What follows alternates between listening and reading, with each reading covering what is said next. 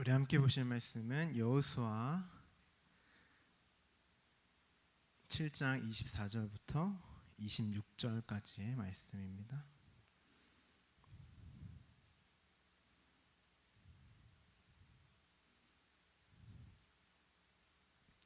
여호수아 7장 24절부터 26절까지 우리 3절 함께 봉독하도록 하겠습니다.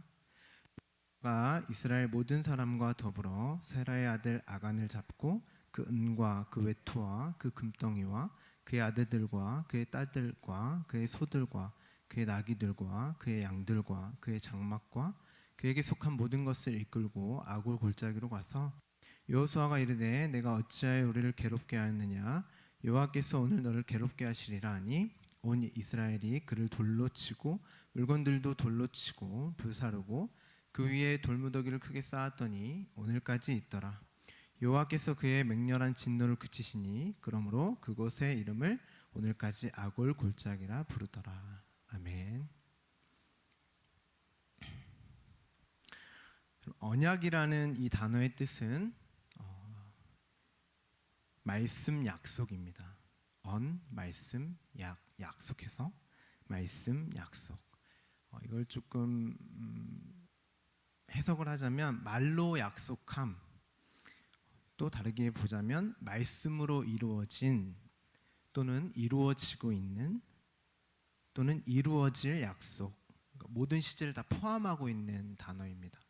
과거에 이루어졌고 지금도 이루어지고 있고 앞으로 완성될 그 모든 내용을 함의하고 있는 단어죠. 또는 약속은 그 말씀을 담고 있다고 해도 그렇게 표현해도 좋을 것 같습니다. 왜냐하면 언약을 이루시는 주체, 언약의 내용까지도 바로 하나님이시기 때문이죠. 그런데 우리가 흔히 성경을 읽으면서 오해할 수 있는 부분이 있는데 그것은 바로 우리가 언약의 대상자라고 생각하는 것입니다. 언약의 대상자가 되려면 그 언약을 수행할 수 있는 능력이 되거나 혹은 그 언약을 수행하지 못할 경우 그에 합당한 대가를 치를 수 있는 자여야 합니다. 그래서 고대시대의 언약은 왕과 왕 사이의 언약을 많이 맺었습니다. 그 언약을 성실히 이행할 수도 없는 자와 또는 이행할 수 없을 때 그 대가를 치를 수 없다면 그 언약은 사실상 효력이 없고 상실되기 때문이죠. 근데 보통은 하나님께서 우리와 언약을 많이 맺고 있다고 그렇게 좀 많이 들어왔고 저도 그렇게 알고 있었고요. 근데 우리가 언약의 대상자가 될 수 없는 이유는 우리는 주체적이지 못하기 때문이라고 저는 생각합니다. 없음인 우리가 그리고 그 어떤 대가, 그 언약을 이룰 수 없는 우리와 하나님이 언약을 맺으실까요, 여러분? 그렇다면 하나님과 언약할 수 있는 분은 누구일까요? 하나님 자신밖에 없습니다. 그래서 하나님은 창세전에 하나님과 하나님의 아들인 하나님이신 예수 그리스도와 언약을 맺으시는 것입니다. 그리고 앞서 말씀드린 것처럼 이 언약이 어떻게 완성되었는지 그리고 어떻게 이루어지고 있는지 그리고 앞으로 어떻게 이루어질지를 그 언약을 당신의 자녀들인 저와 여러분에게 그냥 은혜로 선물로 주시는 것뿐이에요. 은혜로 수여하시는 것뿐입니다. 그래서 굳이 표현하자면 그 언약의 수혜자로 저와 여러분이 이 땅을 살아가고 있는 것뿐입니다. 신명기 29장 12절 말씀을 우리 함께 봉독하도록 하겠습니다. 내 하나님 여호와의 언약에 참여하며 또 내 하나님 여호와께서 오늘 내게 하시는 맹세에 참여하여. 언약의 대상자라고 이렇게 검색을 해봤더니 이 말씀을 구절을 근거로 이렇게 많이 생각을 하시는 것 같더라고요. 이 본문이 마치 하나님의 언약의 대상자가 이스라엘 백성으로 그렇게 이해를 많이 하고 있는 것 같습니다. 사실 본문의 언어를 정확하게 번역하면 이렇습니다. 너가 주 너의 하나님 언약 안으로 그리고 오늘 너와 함께 만드시는 맹세 안으로 들어갈 것이다. 여기서 안으로 들어가다, 개역 성경은 다 참여하다로 이렇게 표현을 했는데요. 넘어가다, 그러니까 패스오버라고 하죠. 그러니까 유월절이라는 뜻이에요. 그리고 뒤에 만드시는 뜻은 그러니까 다 참여하다라고 이렇게 표현을 했는데 cut off해서 잘라내다, 쪼개다, 할례하다 이런 뜻입니다. 그러니까 참여한다는 것은, 우리가 참여한다는 뜻은 하나님과 함께 그 언약의 대상자로서 우리의 어떤 기여를 말하는 것이 아니라 너희가 언약 안으로 들어오게 되면 넘어가게 될 것이고 쪼개지게 될 것이다라는 뜻을 함의하고 있는 거예요. 그런데 우리가 알다시피 이스라엘 백성들은 지금 제가 신명기를 읽었죠. 이미 이런 경험을 한 적이 있어요. 시간이 없어서 찾아보지는 않겠지만 쪼개지고 넘어가게 되는 게 여러분 다 알고 계시죠? 뭐죠? 할례하고 유월절이잖아요. 10가지의 재앙, 특히 10번째 재앙에서 모든 장자가 죽는 그 사건,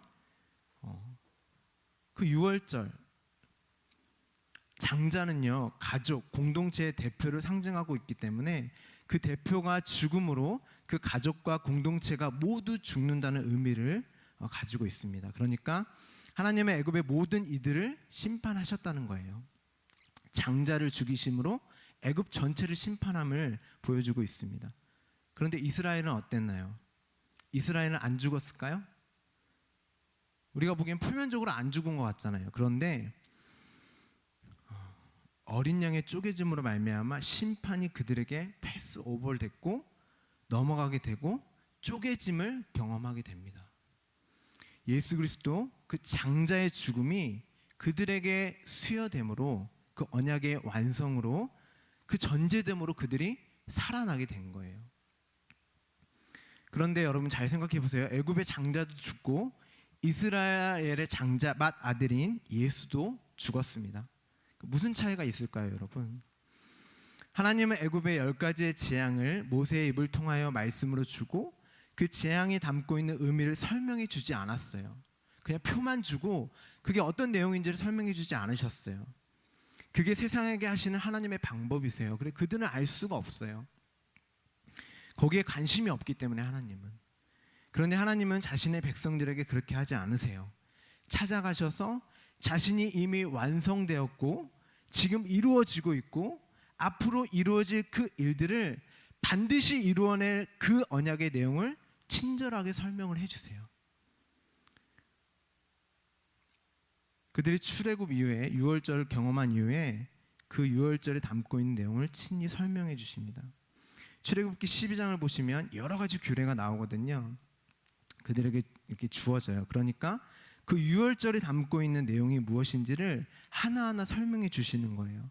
모든 남자들에게 할례를 명하시죠. 쪼개짐. 그리고 그 할례를 목에 새기게 하심으로 죽음의 흔적을 남겨 놓으시고 유월절을 또 절기로 지키게 하세요. 죽어야 할 너희가 어떻게 살아났는지를 몸으로 기억하라는 거예요. 무교절, 처음으로 태어난 것들을 어떻게 바쳐야 하는지 등등을 통해서 그 십자가, 유월절, 그 장자의 죽음이 어떠한 사건인지를 그들에게 설명하고 계세요. 그러니까 언약의 수혜자에게 주어지는 유일한 특권은요, 바로 그 죽음이 무엇인지를 아는 거예요. 단순히 우리가 육신을 입고 언젠가를 맞이하는 그 죽음 말고요, 성경이 말하는 죽음은 저번 설교에 제가 말씀드렸다시피 완성으로서의 죽음이라고 말씀드렸잖아요. 그러니까 우리가 선악의 주체자가 되어서 무엇이 선하고 무엇이 악하다라고 판단자가 되면 그 죽음은 나쁜 걸로만 느껴져요. 근데 성경은 죽음을 나쁨이라고 말하지 않아요. 여러분과 저, 당신의 자녀들에게 있어서만큼은 그 언약, 그 십자가의 삶이 우리의 삶의 원리가 되고 실제화되어서 완성으로서의 죽음이 무엇인지를 우리는 인생과 역사를 통해서 알게 되고 경험하게 되는 것입니다. 그들만이 성도요, 그들만이 하나님의 자녀, 백성들인 거예요. 그게 특권이에요, 여러분. 제가 자꾸 죽음 하니까 자꾸 부정적으로 이렇게 들리시죠, 그렇죠? 좀 우려가 돼요. 왜 이렇게 근데 그렇지 않다라는 것을 지금 제가 계속 강조를 하고 있는 거예요. 성경을 우리를 죄와 허물로 죽었다라고 말을 합니다. 그리고 의인은 없나니 하나도 없다고 이렇게 말을 해요. 그럼 이 세상에 생명도 없고 죽은 자밖에 없으니까 생명도 없고 의도 없다라는 말이잖아요. 죄밖에 없다라는 말이잖아요. 생명은 예수 안에만 있고 의도 예수 안에만 있다라고 요한은 그렇게 기록하고 있어요. 그럼 생명도 없고 의도 없는 이 세상에 그 생명과 의를 어떻게 설명할 수 있을까요, 여러분? 생명이 없는데 어떻게 그 생명을 설명하고 의가 없는데 어떻게 우리가 그 의를 알 수 있을까요? 이 세상에는 죽음과 죄밖에 없는데 애굽에 있는 이스라엘에게 유월절을 경험하게 하시고 어떻게 하셨죠? 그 죽음이 무엇인지를 설명하시잖아요. 그 유월절, 쪼개짐, 할례, 무교절 그 죽음이 담고 있는 내용이 무엇인지를 알면 그 죽음의 내용이 무엇인지를 알면 그게 생명인 거예요, 여러분. 그러니까 예수 그리스도의 십자가를 알면 그 죽음을 알면 그게 나에게 생명으로 오는 거예요. 세상 사람들은 그게 바울의 표현을 쓰자면 어리석은 거라고 하잖아요. 그러니까 죽음과 생명은 다른 게 아니에요. 바울은 이렇게 얘기합니다. 갈라디아서 2장 20절입니다. 내가 그리스도와 함께 십자가에 못 박혔나니 그런즉 이제는 내가 사는 것이 아니요 오직 내 안에 그리스도께서 사시는 것이라. 내가 예수 그리스도와 함께, 앞서 언약에서 제가 말씀드렸죠. 너와 함께 언약 안으로 내가 끌어들일 거라고 말씀하시잖아요. 그러니까 언약은 예수 그리스도와 함께 죽음으로 나는 죽고 예수가 사시는 것, 그것이 생명이다라고 말을 하고 있는 거예요. 거기서의 전제는 여러분의 죽음이라니까요. 근데 곧 그게 살아나는 거예요. 바울은 자신이 매일 죽노라라고 말을 해요. 그럼 매일 살아나는 거라고 말씀드렸죠. 여러분은 어떠셨어요? 매일 죽고 계세요? 매일 살아나셔야 돼요. 정확히 말씀드리자면 살아있는 나를 계속 발견하셔야 돼요. 그 말은 자신이 매일 십자가의 그 쪼개짐, 그 유월절의 언약, 그 십자가의 삶이 나에게 실제화되어서 살아가고 있다는 말이었어요. 점점 나는 없어지고 나는 예수 그리스도로 말미암아 밀려나게 되고 내 안에 그리스도만으로 가득 차게 되는, 살아가게 되는 그 삶이 죽음으로 경험되어지지만 왜? 나는 밀려나니까. 바울은 그게 자신이 살게 되는 유일한 일이기 때문에 자랑한다고 말을 하잖아요. 하나님을 찬양합니다. 찬송할 수 있게 된 것입니다. 기독교는 여러분들을 발전시키고 개발시키며 성숙하게 만드는 것을 목적으로 하지 않아요. 오히려 먼저 십자가에서 예수 그리스도와 함께 죽이시고 그 죽음이 뭔지를 인생 가운데 가르치시는 분이 하나님이세요. 그렇기 때문에 여러분은 하나님께 살려달라는 그런 기도가 아니라 오히려 죽여달라고 기도하셔야 돼요. 그 기도는 진짜 하나님만 할 수 있는 기도예요. 자신의 유익과 만족을 위한 기도는 어느 종교에나 다 있어요. 그런데 자신만을 위해 살아가는 그 비참함과 절망과 고통 속에 있다면 하나님께 우리가 해야 될 기도는 무엇일까요, 여러분? 하나님, 저를 더 밀어주세요. 그리고 하나님으로 좀 채워주세요. 그것만이 생명입니다. 나 그걸로만 살고 싶어요. 그런데 오늘날 기독교는 다 자신을 위해 무엇인가를 얻어낼 생각만 하고 있으니 이게 정말 잘 가고 있는가 의문이 듭니다. 의라는 것도 마찬가지죠. 유일한 의신 예수님이 죄인들밖에 없는 세상에 오셔서 그 의를 어떻게 가르쳐 주셨냐면 그 죄가 뭔지를 드러내셨어요. 죄의 실체를 폭로해 버리셨어요. 그랬더니 가장 의롭고 하나님 안에서 그 언약 안에서 살고 있다고 자부하는 사람들이 그 의를 죽여버렸습니다. 예수를 죽였어요. 제자들도 마찬가지였습니다. 그러니까 애굽이나 이스라엘이나 똑같았던 것처럼 예수님 당시에도 율법을 목숨 걸고 지켰던 자들이나 제자들이나 똑같았다는 것입니다. 그런데 제자들에게는 그 십자가를 예수님이 선물로 주고 가시잖아요. 왜죠? 내가 십자가를 지고 죽은 이 죽음을 너희도 자기 십자가를 짐으로 말미암아 알게 해주시겠다는 거예요. 예수님이 십자가에 달려 죽으심으로 그 의의 전가가 되어 우리가 살아났대라는 말은 전가되었으니까 나는 그냥 끝, 이게 아니에요, 여러분.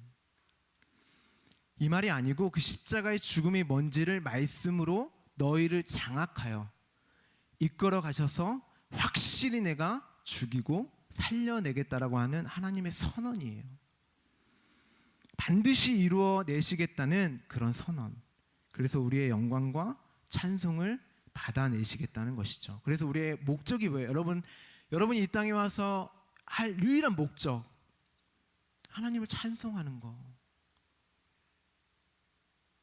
요한복음 1장 4절부터 5절 말씀입니다. 그 안에 생명이 있었으니 이 생명은 사람들의 빛이라. 빛이 어둠에 비치되 어둠이 깨닫지 못하더라. 요한은요, 아까 제가 말씀드린 것처럼 예수 안에만 생명이 있고 그 생명은 빛이라고 말을 합니다. 그리고 예수 밖에 있는 모든 것들, 예수 외의 모든 것들을 어둠으로 그렇게 묘사하고 있어요. 어둠인 그들이 빛이신 예수를 알아보지 못한 건 그들의 눈에는 예수가 어둠으로 보였기 때문이에요. 왜냐하면 자꾸 자기들이 빛인데 자기들을 어둠이라고 지적하며 자신들은 목숨 걸고 하고 있는데 독사의 자식이라는 둥, 죄의 종이라는 둥, 사단의 자식이라는 둥 이상한 소리를 하며 이상한 행동들을 하고 있는 거예요. 자신들이 보기에는 율법도 안 지키고 창녀와 고아와 세리와 어울리는 그가 오히려 어둠이고 오히려 사단의 자식으로 보였어요. 그래서 바알세불의 자식이라고 말을 하잖아요. 서로가 서로를 사단의 자식이라고 말을 하고 있잖아요. 그도 그럴 것이 어느 누구도 그분을 빛으로 볼 수는 없었습니다. 그럼 빛의 역할은 어둠인 세상으로 오셔서 그 어둠이 되어, 예수님이 이 땅에 오셔서 죄인이 되셨잖아요. 어둠이 되어 어둠이 무엇인지를 가르쳐 주시는 것이기 때문이었어요. 빛과 어둠은 다른 게 아닙니다. 빛이 없는 세상에서 다 어둠인데 그 어둠을 가르쳐 줄 수 있는 방법은 어둠을 어둠으로 지적해 주는 일이었어요. 그런데 그 어둠들이 빛이신 예수가 자신들의 어둠을 지적하니까 진짜인 빛을 꺼버렸습니다. 그 빛이 꺼지자 그 어둠이 진짜 어둠으로 드러나게 되죠. 예수님이 이 땅에 죽으러 오셨잖아요. 그러니까 빛으로 오셔서 꺼지시기 위해 오신 거예요. 그런데 예수님은 자신의 백성들에게 뭐라고 말씀하세요? 너희가 세상의 빛이다라고 말씀을 하세요. 그렇다면 예수 자신이 어둠들에게 멸시당하고 십자가에 달려 죽었던 것처럼 자기 백성들인 저와 여러분도 세상으로부터 멸시당하고 십자가에 달려 죽을 것이라는 말이잖아요. 요한복음 15장 18절부터 19절 말씀입니다.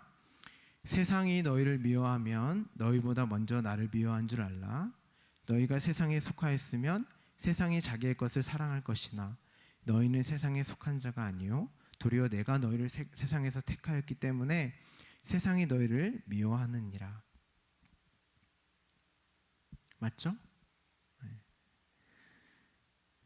여러분, 세상은 절대 성경에서 말하는 그 죽음, 하나님의 그 생명, 하나님의 것으로만 사는 삶을 절대 이해하지 못합니다. 멸시하고 천대해요. 얼마든지 주체적으로 인간답게 살 수 있는데 왜 하나님만 의지하고 그분의 것으로만 사냐는 거예요. 왜 그분의 생명으로만 사냐는 거예요. 교회는 나로 살고 나만을 위해 살아가는 자들이 아니라 내가 죽고 예수로 사는 자들이 모이는 곳이에요. 그렇지만 그 죽음이 생명이 되는 모임, 그 생명을 나누는 모임, 그 생명이 위로가 되는 그 모임, 그 성도들의 모임을 에클레시아, 세상으로부터 밖으로 나온 무리들, 교회라고 합니다.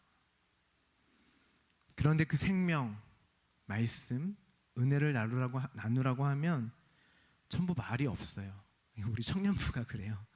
막 즐겁게 얘기하다가 뭐 직장 얘기하다가 뭐 연애 얘기하다가 뭐 삶에 뭐 있었던 일, 뭐 영화, 뭐 드라마 이런 얘기 너무 즐겁게 하다가 자 이제 목사님의 말씀을 가지고 우리 함께 나눕시다 그러면 다 아무 말도 안 해요. 교회가 그 기능을 상실해 버리면 진짜 죽은 자들의 모임이 되는 것입니다.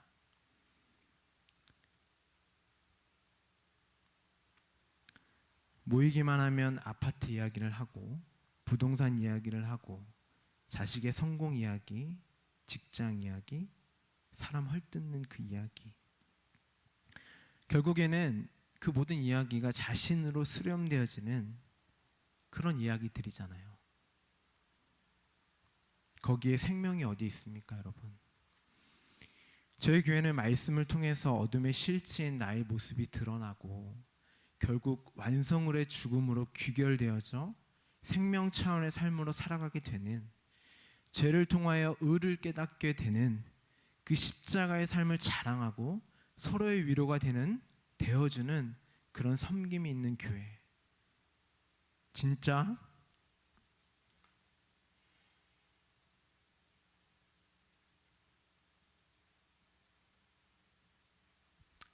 진정한 영광과 찬송이 흘러넘치는 교회. 요한복음 17장 1절입니다. 우리 함께 봉독할까요? 예수께서 이 말씀을 하시고 눈을 들어 하늘을 우러러 이르시되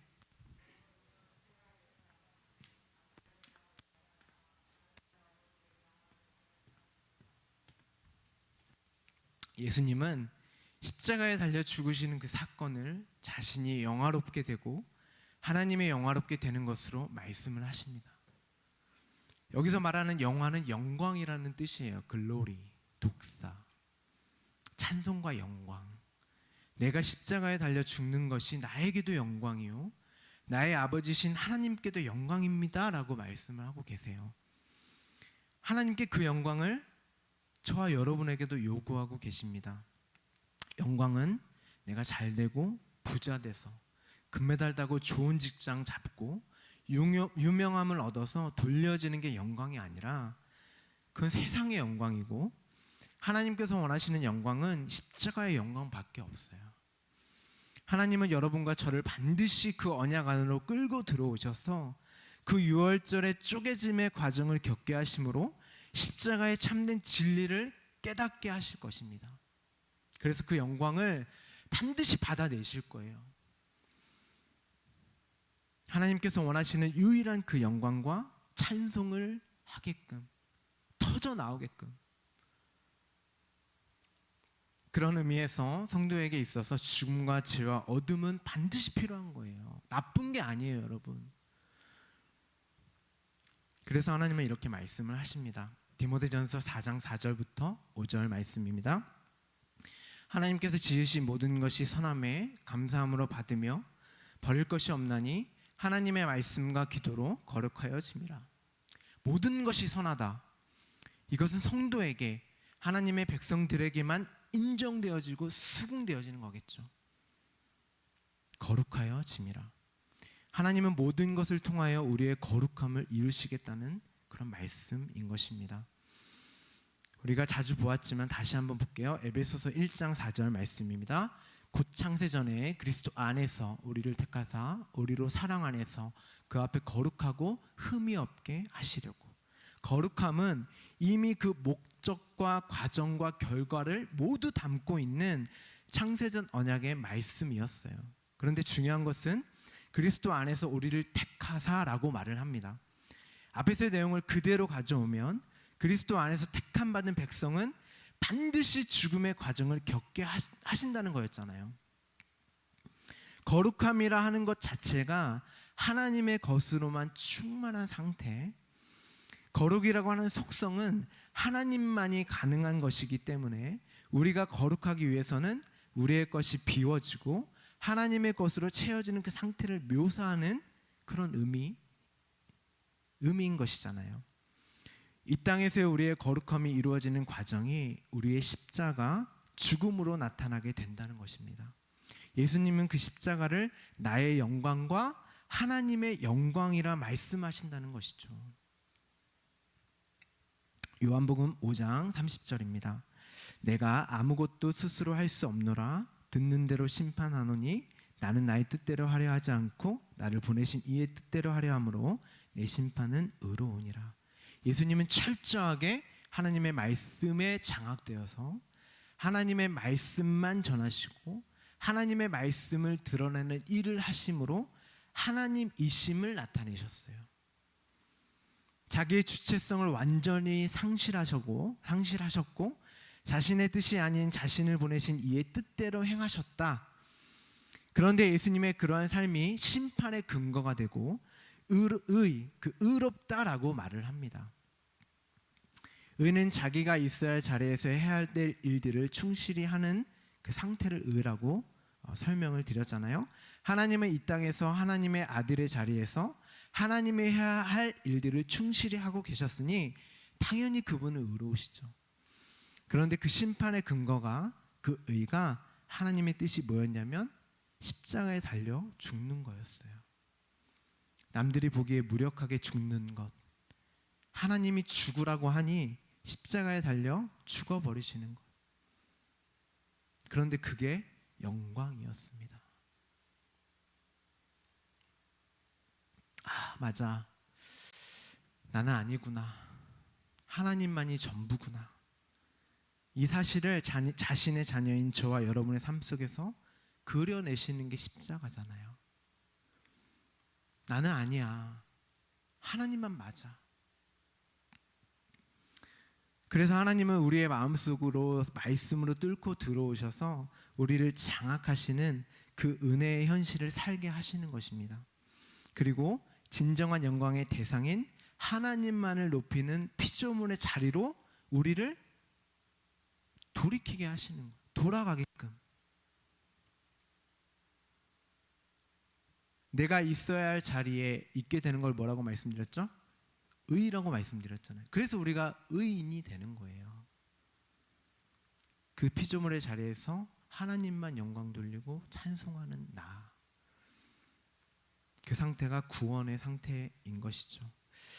오늘 본문을 보면 아골골짜기, 아간과 아간의 모든 가족과 모든 소유, 즉 그에게 속한 모든 것이 묻히는 이야기가 나옵니다. 상식적으로 볼 때 아간만 죽으면 되는 거 아닌가요?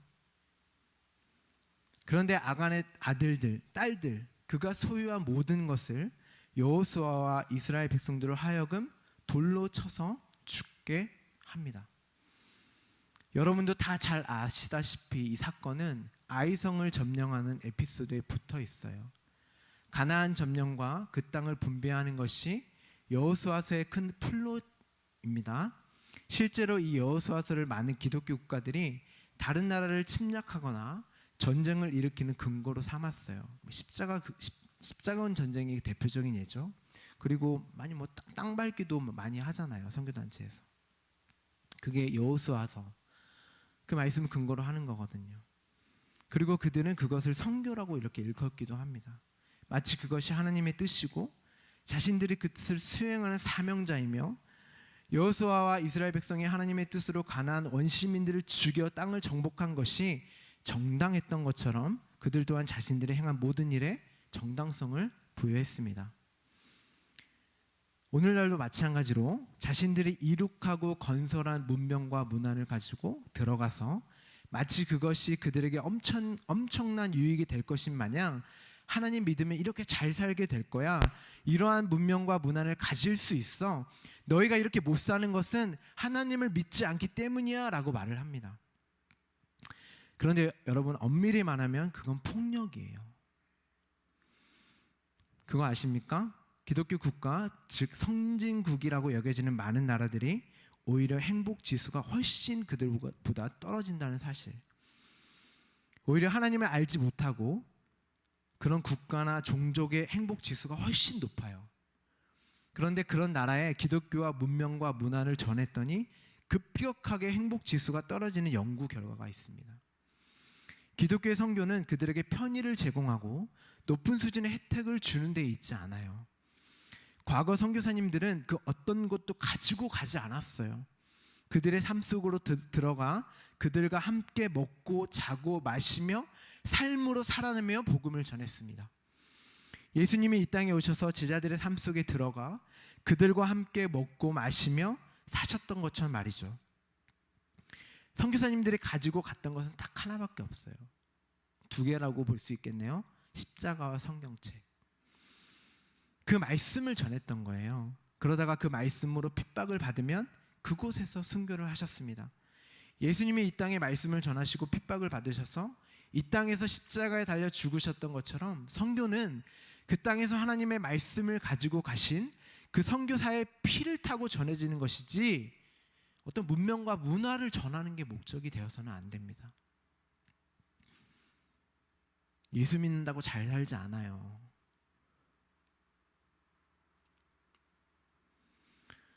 이스라엘이 40년 동안 그렇게 훈련받고 1세대가 모두 죽기까지 고생해서 가나안으로 들어갔으면 이제 좀 편안하게 살고 그 젖과 꿀이 흐르는 땅을 누리면서 살아야 되는 거 아닌가요, 여러분? 그런데 모세가 죽고 여호수아가 리더가 되자마자 요단강을 건너게 하세요.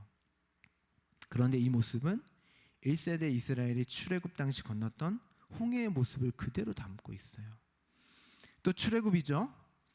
언약궤를 가지고 요단을 건너고 그들이 할례를 또 합니다. 모세가 하나님 앞에서 신을 벗었던 것처럼 여호수아도 군대장관 앞에서 신을 또 벗어요. 왜 신을 벗을까요? 성경에서는 내가 서 있는 곳이 거룩하기 때문이다 라고 말을 합니다. 출애굽의 모습을 이들이 가나안 땅 가서도 그대로 담고 그대로의 행로로 그들이 가나안 땅을 가게 돼요. 신을 벗는 것과 거룩함과 무슨 상관이 있을까요, 여러분? 아마도 이번 주에 목사님이 이제 룻기 이제 4장 설교하시면서 말씀을 하시겠지만 또 그걸 통해 배우시겠지만 보아스가 첫 번째 기업물을 자에게 찾아가 룻을 어떻게 할지를 물어봅니다. 그런데 기업물을 자는 자신의 권리를 포기한다는 의미로 자신의 신을 던져버려요. 그러니까 신을 하나님 앞에서 벗는다는 의미는 자신이 가지고 있는 모든 권리를 포기한다는 뜻이에요. 그것은 자신의 신체와 자신의 생각과 마음까지를 포기하는 거예요. 모든 것을 포함하는 전 인격적인 걸 말을 합니다. 그래서 아간의 모든 것, 아들들, 딸들, 재산, 소유, 하물며 동물들까지도 그게 아간 전부였거든요. 여호수아는 누구의 모형이죠? 예수의 모형이죠. 아까 예수님이 나는 내 아버지의 뜻대로만 한다. 그 말은 그가 하신 모든 말씀과 삶이 자기 주도적으로 사는 삶이 아니라 오로지 그 말씀에 의해 장악된 상태를 말한다고 말씀을 드렸죠. 여기서 여호수아도 마찬가지예요. 자신의 모든 권리와 자격을 포기하고 하나님에 의해 장악된 그 상태를 보여주고 있는 것입니다. 하나님에 의해 장악된 상태를 앞서 제가 뭐라고 표현했죠? 거룩이라고 표현을 해드렸잖아요. 그러니까 광야 40년이나 가나안 땅의 모든 에피소드는 하나님의 자신의 백성을 거룩하게 만드는 그 모든 과정을 그려내고 있는 거였어요. 하나님의 그들의 하나님이 되고 그들이 하나님의 백성이 되는 그 언약이 어떻게 완성되는가를 삶으로 그들의 인생과 역사를 통해서 겪게 하시는 것입니다. 그래서 이스라엘이 출애굽 당시 6월절의 죽음과 쪼개짐을 시작으로 광야의 40년을 시작한 것처럼 가나안 땅의 정복의 시작도 할례로 시작하는 것입니다. 할례가 그 죽음을 몸에 새기는 거였잖아요. 그 쪼개짐을 몸에 새기는 그 의미를 담고 있었잖아요. 하나님이 그 흔적을 목에 새기게 함으로써 자신들이 죽은 자였다는 사실을 잊지 않게 하시는 거였어요. 광야 40년 동안 하나님이 이스라엘 백성과 전쟁을 치르셨던 것처럼 하나님이 애굽하고 전쟁 안 치렀어요, 여러분. 광야에서 이스라엘하고 싸웠어요. 40년 동안 싸웠습니다. 하나님이 어떻게 승리하세요? 그들을 다 죽여요, 1세대를. 그리고 살려내세요. 가르치시고 설득하시고 따라다니시면서 채찍과 당근으로 훈련도 시키셨지만 그것은 너희들은 불가능하다는 사실을, 죽지 않으면 안 되라는 불가능한 사실을 알려주기 위해서 그렇게 하신 것이지, 그들의 어떤 교화나 어떤 성숙과 이런 걸 목적으로 가르치신 게 아니었어요. 너희는 반드시 죽어야 할 존재들이야. 그래서 1세대를 모두 죽이시는데 그 죽음은 완성으로서의 죽음, 즉 살려내기 위한 죽이심이었습니다. 그렇게 여호수아에게 속하여 은혜로 약속의 땅 가나안 땅으로 들어왔는데 이게 웬걸? 또 시작이네. 편하게 살 줄 알고 적각골이 흐르는 땅을 누릴 줄 알았는데 광야의 40년을 또 시작하세요. 근데 여러분, 그게 누림이에요. 그게 하나님 나라를 사는, 가나안 땅을 사는 누림이에요. 그게 천국을 사는 자들의 누림입니다.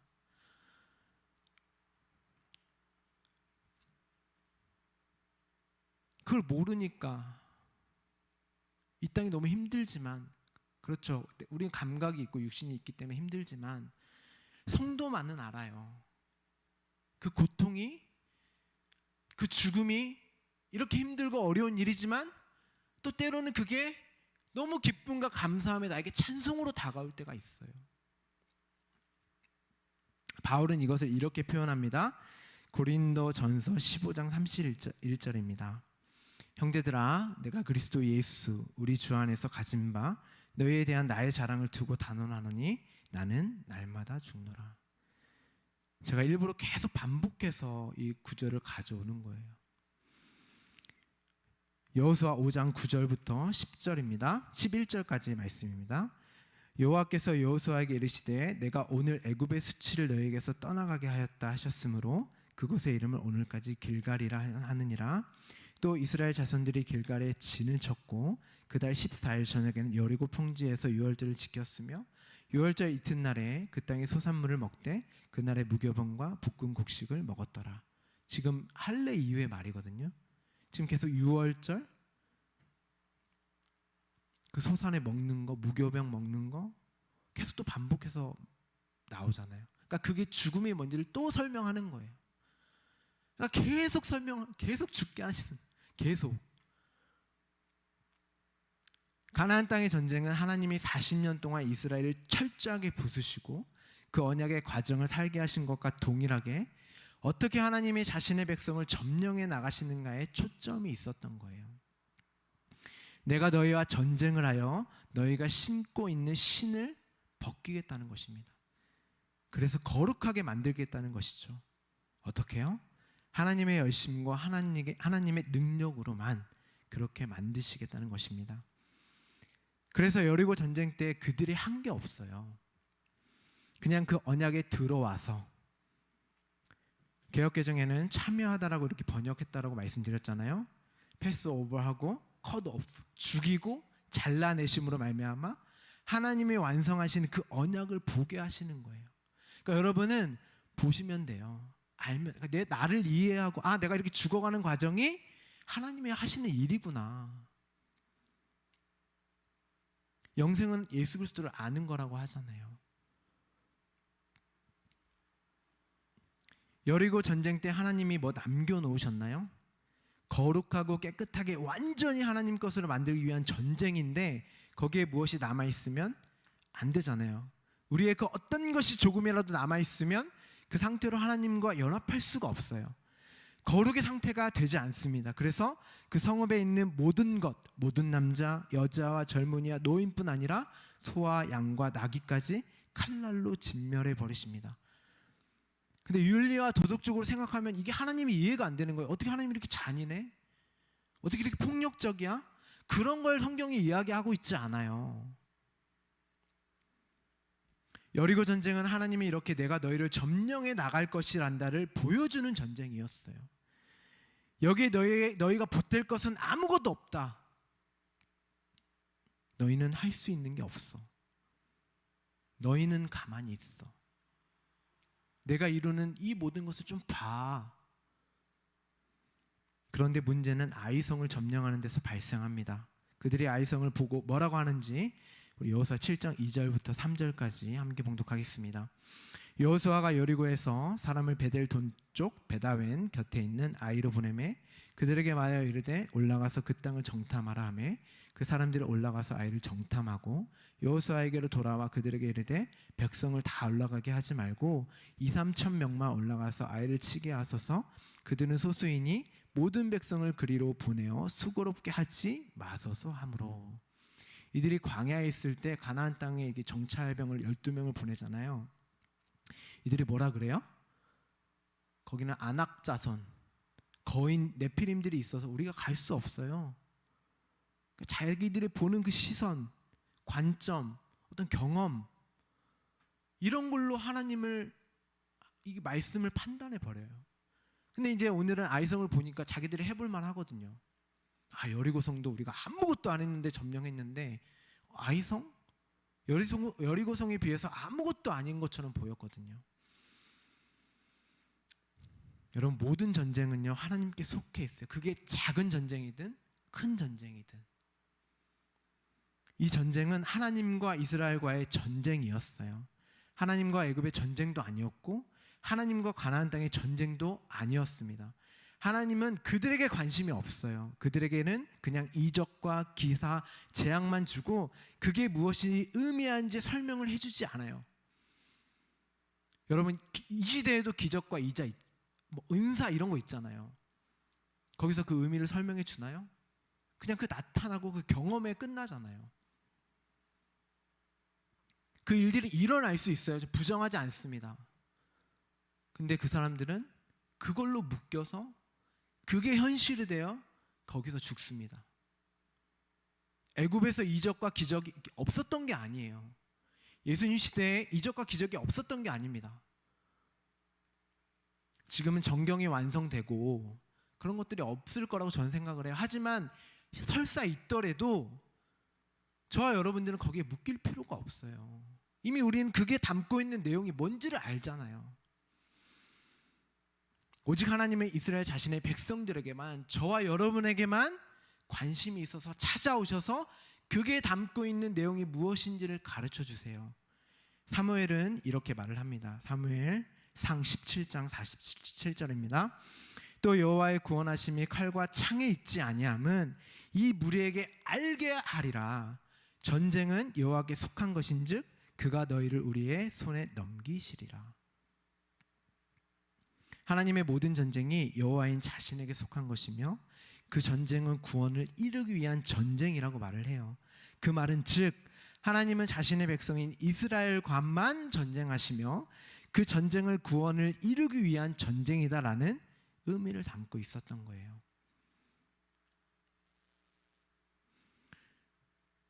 사무엘상 이때 당시 다윗이 블레셋하고 전쟁을 하고 있었거든요. 블레셋이 어떤 종족이죠?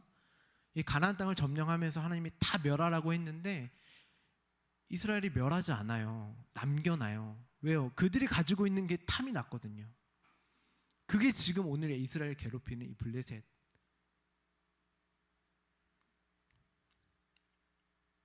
여호수아 7장 11절 12절 말씀입니다. 이스라엘이 범죄하여 내가 그들에게 명령한 나의 언약을 어겼으며 또한 그들이 온전히 바친 물건을 가져가고 도둑질하며 속이고 그것을 그들의 물건들 가운데에 두었느니라. 그러므로 이스라엘 자손들이 그들의 원수 앞에 능히 맞서지 못하고 그 앞에서 돌아섰나니 이는 그들도 온전히 바친 것이 됨이라. 그 온전히 바친 물건을 너희 중에서 멸하지 아니하면 내가 다시는 너희와 함께 있지 아니하니라. 하나님은 아간이 범죄한 거라고 말씀하지 않으시고 이스라엘이 범죄했다라고 말씀을 합니다. 그들이 나의 언약을 어겼다. 이스라엘이. 여기서도 언약을 어겼다라고 말씀을 하시잖아요. 어떻게 이들이 언약을 어겼죠? 그 언약은 하나님만 하실 수 있는 거였고 그 전쟁은 하나님의 능력으로만 이루어지고 완성되는 거였습니다. 그런데 이스라엘의 아이성을 보니 하나님 없이도 자신들의 힘과 능력으로 얼마든지 승리를 쟁취할 수 있겠다라고 생각을 한 것입니다. 말씀을 장악하여 하나님의 인도하심과 능력으로 살아야 할 자들이 그 말씀을 장악하여 그 언약을 이룰 수 있는 하나님의 자리에 또 올라가는 거예요. 여기에 등장하는 바친 물건이 이렇게 단어가 있잖아요. 원어로는요 헤렘이라고 하는 언어인데요, 헤렘이라고 하는 이 단어는 완전히 멸하기로 정해진 것, 완전히 바쳐지기로 정해진 것이라는 뜻을 가진 명사입니다. 그런데 12절을 보시면 마땅히 멸해져야 할 물건과 그 물건을 바치는 자가 하나님 앞에서 똑같은 취급을 당하고 있는 사실을 알 수 있어요. 그러니까 동일한 거예요. 그 물건을 바치는 자나 그 물건이나. 그러니까 우리가 하나님께 드려야 할 것은 단지 우리의 소유와 힘 정도가 아니라 우리의 전인, 우리의 자신인 것이죠. 그런 나는 완전히 멸하기로 정해진 나, 완전히 바쳐지기로 정해진 나로 인정하고 하나님이 나를 점령하려 하실 때에 아무런 할 말이 없는 자로 서야 하는데 이내 하나님 앞에서 반기를 드는 것입니다. 하나님은 내 안에서 살아 숨쉬는 그 반기를 드는 나를 찾고 또 찾아내셔서 뼛속까지 숨어있는 그 죄의 본성을 찾아내셔서 멸하셔야 하는 것입니다. 그래서 이스라엘의 죄를 찾아내는, 이 아간을 찾아내는 과정을 한번 우리가 보도록 하겠습니다. 여호수아 7장 16절부터 18절까지의 말씀입니다. 이에 여호수아가 아침 일찍이 일어나서 이스라엘을 그의 지파대로 가까이 나오게 하였더니 유다 지파가 뽑혔고, 유다 족속을 가까이 나오게 하였더니 세라 족속이 뽑혔고, 세라 족속의 각 남자를 가까이 나오게 하였더니 삽디가 뽑혔고, 삽디의 가족 각 남자를 가까이 나오게 하였더니 유다 지파 세라의 증손이요 삽디의 손자요 갈미의 아들인 아간이 뽑혔더라. 이스라엘 지파 족속 아간의 순으로 찾아내고 또 찾아내, 감추어졌던 있었던 우리 그 죄의 본성을 하나님이 찾아내고 또 찾아내시는 것처럼 아간이 지금 그렇게 뽑히고 있는 거예요. 여호수아 7장 21절 말씀입니다. 내가 노력한 물건 중에 시날산의 아름다운 외투 한 벌과 은 200세겔과 그 무게가 50세겔 되는 금덩이 하나를 보고 탐내어 가졌나이다. 보소서 이제 그 물건들을 내 장막 가운데 땅속에 감추었는데 은은 그 밑에 있나이다 하더라. 여기서 보고 탐내어 가졌나이다 라고 하는 이 단어는 창세기에 나오는 선악과의 사건과 동일한 단어예요. 보고 탐내고 따먹잖아요. 그 단어가 똑같이 쓰였어요. 그러니까 우리의 죄인인 대표인 아담의 모습을 여기서는 아간을 통하여 이스라엘 전체의 범죄가 무엇인지를 설명하고 있는 거예요. 그런데 아까 말씀드렸지만 중요한 것은 찾아내고 뽑히고 또 뽑아서 찾아낸 죄인 중에 괴수의 모습을 한 아간이 죽자 이스라엘이 살아나게 돼요. 여러분, 아간이 무슨 지파라고 아까 저희가 읽었죠? 유다 지파. 예수님이 유다 지파로 오셔서 죄인 중에 죄인으로 괴수 중에 괴수, 죄인 중에 죄인으로 죽을 수밖에 없는 우리가 되어서, 저와 여러분이 되어, 그러니까 내가 되어서 십자가에 달려 죽으심으로 우리가 살아나는 그 이야기가, 그 십자가의 이야기가, 복음의 이야기가 오늘 본문에 담겨져 있는 거예요. 아간 저 죽일 놈 이게 아니라니까요. 그 아간이 누구예요? 저와 여러분이에요. 그러니까 강단에서 예배 시간에 말씀이 선포되면 이 말씀은 검과 칼이 되어서 여러분의 뚫고 진짜 숨기고 내가 몰랐던 죄까지 확 들춰내는 게 그 말씀의 역할인 거죠. 안타깝게도 이 시대의 교회가 위장하기 위해서, 자기를 위장하고 포장하기 위해서 교회를 이용하고 사용하는, 그게 아무렇지도 않는 이 시대의 교회에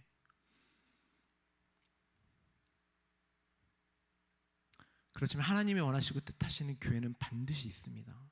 그 많고 적고의 문제는 절대 아니에요. 여러분, 가나안 땅에 200만 명이 40년 동안 훈련 받았어요. 몇 명 들어간 줄 아세요? 2명 들어가요. 2명. 200만 명 중에. 여기가 지금 10명 왔거든요. 오늘 곱하기 200만 5 하면 여기 1000만 명 지금 계신 거예요. 네. 하나님이 여러분을 그렇게 보고 계세요. 그렇지, 나는 마땅히 멸해져야 할 존재이지, 나는 하나님께 완전히 바쳐져야 할 존재이지라는 사실, 그 죽음을 십자가의 사건을 통해 올바로 보게 됨으로써 그게 죽는 게 아니라 살아나는 복음의 이야기지 라고 그 죽음을 생명으로 달리 보게 되는 것입니다. 여러분, 그게 복음이지 않겠습니까?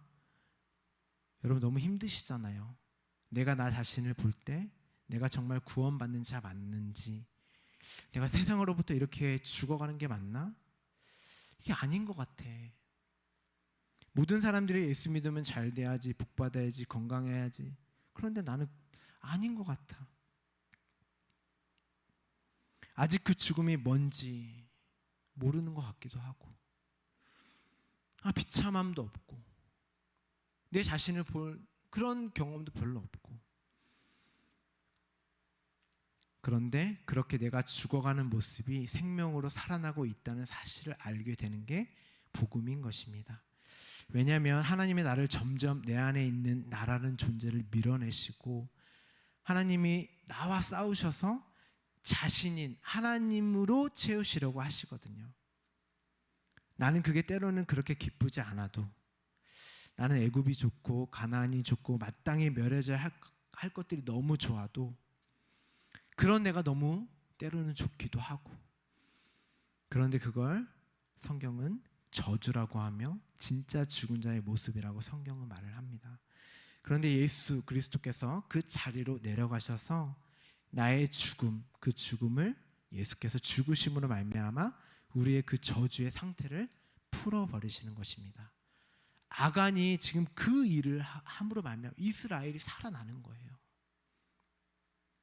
그 저주가 풀려서 이스라엘이 살아나는 그 이야기가 오늘 본문의 이야기인 것입니다. 이사야 65장 10절, 호세아 2장 15절. 여러분, 오늘 이 두 구절은 좀 잘 보셔야 돼요. 읽도록 하겠습니다. 사로는 양떼의 우리가 되겠고 아골 골짜기는 소떼가 눕는 곳이 되어 나를 찾은 내 백성의 소유가 되려니와. 아골 골짜기가 나오죠. 호세아 2장 15절입니다. 거기서 비로소 그의 포도원을 그에게 주고 아골 골짜기가 소망의 문을 삼아 주리니 그가 거기서 응대하기를 어렸을 때와 애굽 땅에서 올라오던 날과 같이 하리라. 여러분, 아골 골짜기 하면 안 좋은 이미지만 가득했잖아요. 그죠? 아간이 나쁜 놈, 돌로 쳐 마땅히 죽어야 할. 근데 오늘 복음의 이야기라고 하는 아골 골짜기가 소망의 문이라고 하는, 그래서 오늘 설교 제목이 아골 골짜기가 소망의 문으로. 죄인 중에 죄인으로 뽑힌 아간의 죽음의 자리가 그 아골 골짜기가 소망의 문이 되는 것입니다. 샤론에 꽂히신 예수가 우리가 되어, 울타리가 되어 하나님의 백성이 되는 것입니다. 마지막으로 여호수아 8장 22절, 23절 우리 함께 봉독할까요? 복병도 성읍에서 나와 그들을 치매 그들이 이스라엘 중간에 든지라. 어떤 사람들은 이쪽에서 어떤 사람들은 저쪽에서 쳐 죽여서 한 사람도 남거나 도망하지 못하게 하였고 아이 왕을 사로잡아 여호수아 앞으로 끌어왔더라. 이스라엘이 다시 아이성으로 올라갑니다. 한 사람도 남거나 도망하지 못하였고 아이 왕을 사로잡아 나무 위에 달려 죽여버려요. 그게 저와 여러분의 모습이라고 말씀을 드렸죠. 거룩하고 깨끗하게. 그런데 우리는 이제 알게 되었어요. 그냥 저 죽음을 그냥 밖에서 보았을 때는 저 나쁜 놈, 저 나쁜 죽음, 저주의 죽음, 처절하고 비참한 죽음이었을 텐데, 그래 맞아, 우리가 원래는 저렇게 죽어야 할 자였잖아. 그런데 저 죽음, 나를 거룩하게 하시는 그 죽음이 저주가 아니라 생명으로 다시 태어나게 하시는 하나님의 언약의 완성이잖아 라고 여러분이 그렇게 이해하시고 수긍하시고 알게 되셨다면, 그 말씀이 여러분 안에서 여전히 살아있어 일하시고 계시다는 증거입니다. 아까 마지막이라고 했는데요, 진짜 마지막입니다. 히브리서 말씀을 읽고 마칠게요. 히브리서 4장 12절 13절 함께 봉독하겠습니다. 하나님의 말씀은 살아있고 활력이 있어 좌우의 날선 어떤 검보다도 예리하여 혼과 영과 및 관절과 골수를 찔러 쪼개기까지 하며 또 마음의 생각과 뜻을 판단하나니 지으신 것이 하나도 그 앞에 나타나 않음이 없고 우리의 결산을 받으실 이의 눈앞에 만물이 벌거벗은 것 같이 드러나느니라. 하나님의 말씀, 그 전쟁을 통해서 오늘날 낱낱이 해체되시고 벌거벗은 것 같이 드러나게 되는 저와 여러분이 되기를 간절히 소원합니다. 그것이 하나님의 승리이자 여러분의 승리라는 사실을 잊지 마시기 바랍니다.